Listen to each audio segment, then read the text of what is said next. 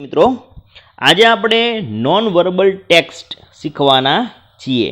હવે non verbal text એટલે શું હોય કે તમને આવી રીતે તમે દેખાય છે એ રીતે એક માહિતી કે જાહેરાત આપી હોય અને એના આધારે તમને પ્રશ્નો આપ્યા હોય, એના જવાબ તમારે આપવાના હોય છે।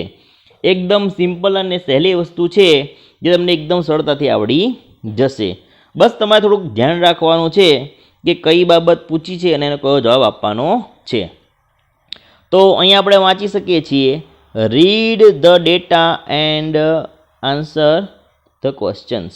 માહિતી વાંચીને પ્રશ્નોના ઉત્તર લખો। હવે બરાબર સમજી લેજો, માહિતી આપણે એકવાર આપીએ છીએ અહીંયા સમજી લેવાની છે। તો ચમક ડિટર્જન્ટ પાવડર એવું લખેલું છે, બરાબર। આ જે તે પ્રોડક્ટ છે એનું નામ આપેલું છે ચમક ડિટર્જન્ટ પાવડર।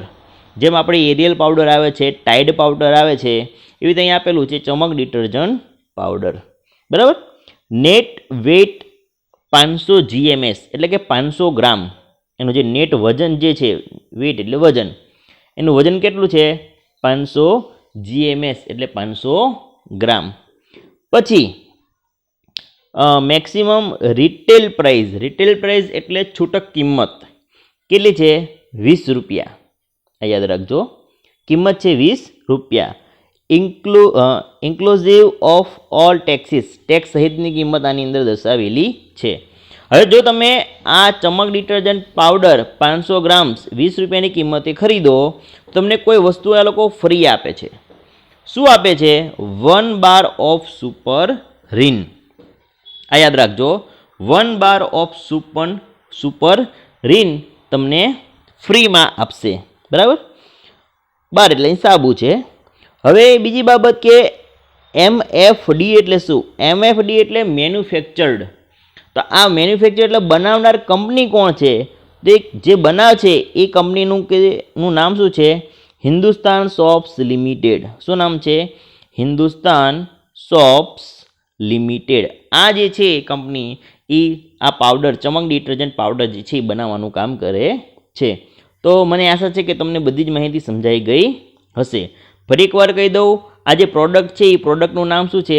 ચમક ડિટર્જન્ટ પાવડર, બરાબર। હું બોલું છું એટલે તમને ખ્યાલ આવી જશે। પછી કોઈ તમને પૂછે એનું વેટ નેટ વજન કેટલું છે 500 ગ્રામ્સ, આપણે એમને બોલી શકીએ। એની રિટેલ પ્રાઇસ એટલે કે કિંમત, છૂટક કિંમત કેટલી છે 20 રૂપિયા।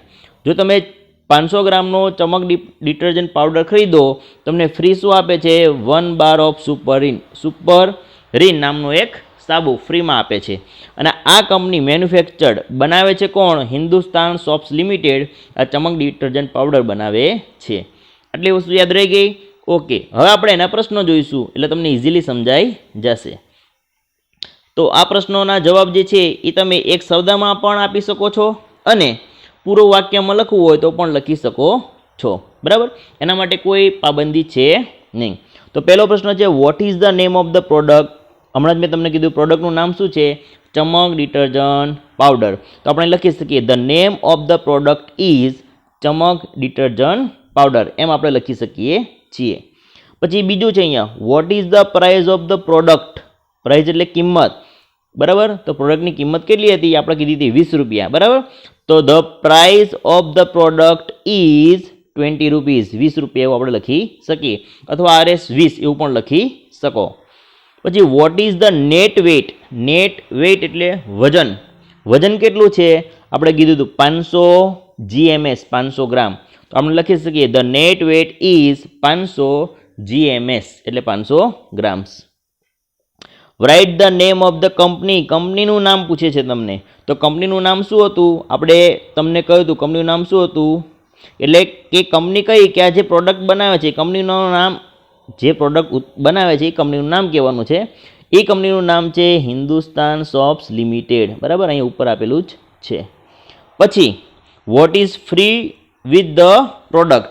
આ પ્રોડક્ટ સાથે આપણને ફ્રી શું મળે છે? તો આપણને ખબર જ છે શું મળતું હતું? 1 બાર ઓફ સુપર રીન, બરાબર। તો શું ફ્રીમાં મળે છે એ પણ આપણે કહ્યું હતું, તો પણ તમને અહીં બતાવી દઉં 1 બાર ઓફ સુપર રીન। તો આપણે કહી શકીએ કે આપણને એક સુપર રીન સાબુ ફ્રીમાં મળે છે। તો 1 bar of super Rin is free with product એવું આપણે અહીં લખી શકીએ. તો આ થઈ ગયું તમારું પહેલું નોન વર્બલ ટેક્સ્ટ. તો આવું જ બીજું આપણે નોન વર્બલ ટેક્સ્ટ જોઈશું એટલે આપણને સરળતાથી સમજાતું જશે. બરાબર, તો અહીંયા બીજું એક આપેલું છે એ આપણે જોતા જઈએ. ચલો, આમાં આપેલું છે શ્રીનાથ પ્રોવિઝન સ્ટોર. શું આપેલું છે? Shrinath provision store, MG road, Porbandar. બરાબર, જે MG રોડ પર આવેલું છે અને પોરબંદરમાં આવેલું છે.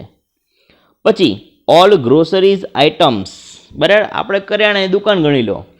ઓલ ગ્રોસરીઝ આઇટમ્સ વેલેબલ હિયર, એટલે કરિયાણાની દુકાનમાં જે કંઈ વસ્તુઓ મળતી હોય બધી જ વસ્તુઓ મળે છે. ટાઈમિંગ આપેલો છે સવારે 9 AM એટલે સવારના 9 થી 9 PM એટલે રાતના 9 વાગ્યા સુધી.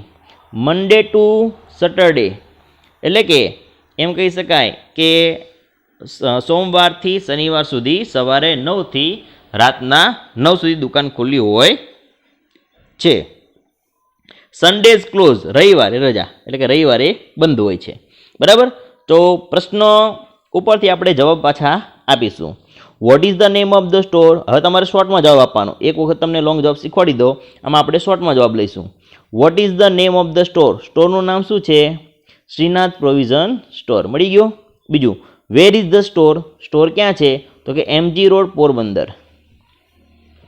ખાલી પોરબંદર લખો તો પણ વાંધો નહીં. What does it cell? તે શું વેચે છે? તો અહીં લખી શકો ઓલ ગ્રોસરીઝ આઇટમ્સ, એવું લખી શકીએ ઓલ ગ્રોસરી આઇટમ્સ. પછી એના પછીનો પ્રશ્ન આપણે જોઈએ નીચે. Van is the shop open? Open એટલે ખુલ્લી. તો દુકાન ક્યારે ખુલ્લી હોય છે? તો આપણે જોઈ શકીએ તો 9 AM to 9 PM Monday to Saturday. આ સમયમાં દુકાન ખુલ્લી હોય છે. બરાબર, Monday to Saturday 9 AM to 9 PM. બરાબર, પછી બીજો પ્રશ્ન છે when is the shop close? Close ક્યારે હોય છે? સન્ડેઝ. કે સન્ડે જે હોય છે એ ક્લોઝ હોય, તો આપણે સન્ડે લખી શકીએ છીએ. તો આ રીતે એના જવાબ જે છે એકદમ ઇઝીલી અને તમે શોર્ટમાં આપી શકો છો. તો અહીંયા આપણો જે યુનિટ જે છે આ જે નોન વર્બલ ટેક્સ્ટ, આ રીતે તમારે બધા જ એક્ઝામ્પલ્સ બરાબર વાંચીને શોર્ટમાં જવાબ લખવો હોય તો શોર્ટમાં તમે લખી શકો છો. અને બધા જ જવાબ જે છે એ તમારે એક નોટમાં લખી લેવાના છે.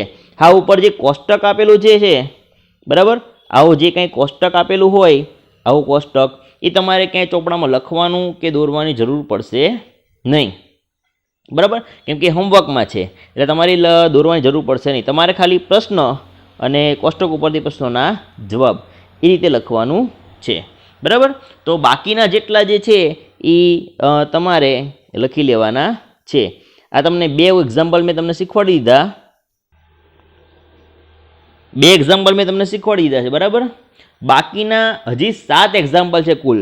બરાબર, એમાંથી મેં તમને 2 શીખવાડ્યા, હજી 5 એક્ઝામ્પલ બાકી છે જે તમને PDF સ્વરૂપે હું તમને મોકલી આપીશ. એ તમારે રફ નોટની અંદર કે તમારી કોઈ ઇંગ્લિશની બુક બનાવેલી હોય એની અંદર સારા અક્ષરે ઉતારી લેવાના છે.